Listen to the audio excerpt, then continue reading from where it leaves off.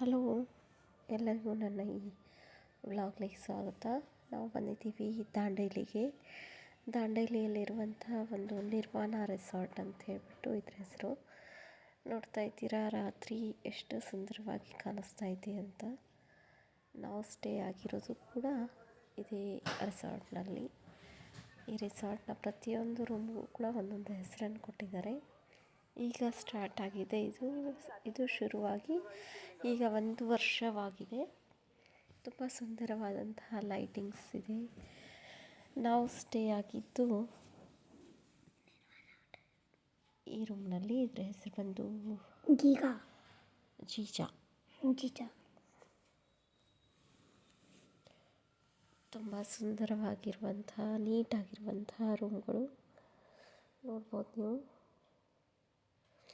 ಸುಮಾರು 6-7 ಜನ ಕೂಡ ಒಂದೇ ರೂಮ್ನಲ್ಲಿ